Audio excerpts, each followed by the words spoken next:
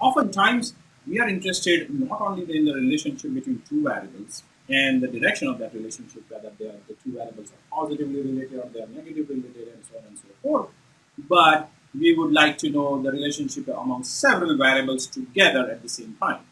Also, we would like to know in real world what are the interlinkages between different variables. When the relationship involves more than two variables, we can plot the relationship of those two variables, keeping all other factors constant. This is the assumption of ceteris paribus.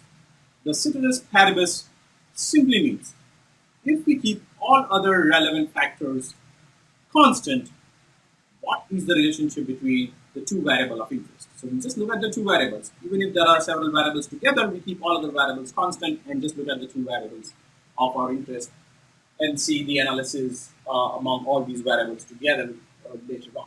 Okay, let's see within here with the help of an example. I have the example of ice cream. I'm pretty sure everyone likes ice cream.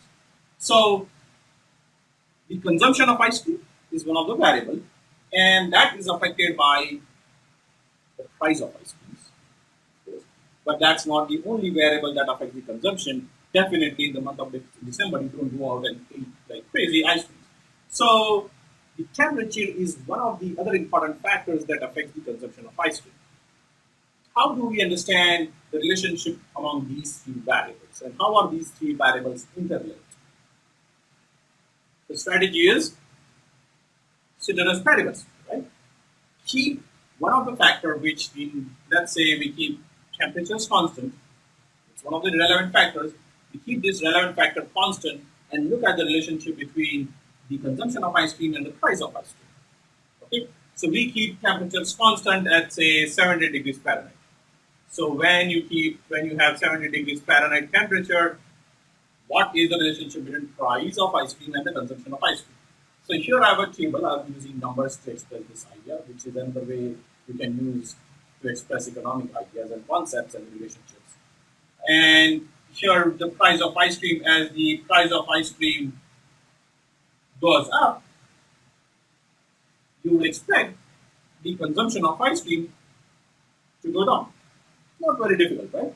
When something becomes more costly, we tend to or we desire to have less of it. So at higher cost or when the price of ice cream is higher, the consumption goes down at 70 degrees Fahrenheit. So we are keeping that factor constant. We don't change that factor 70 degrees Fahrenheit. That's the assumption of ceteris paribus. Keep this factor constant. It's a relevant factor, keep it constant for the time being.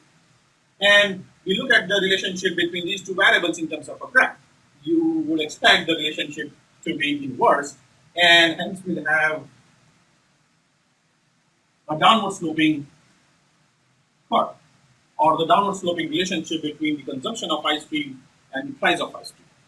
Okay, now this is not what is the only thing that we are interested to know. We would also like to know how temperature affects our analysis. So let's change that factor. So we kept 70 degrees Fahrenheit constant and we had this analysis done. Let's assume consumption at 90 degrees Fahrenheit.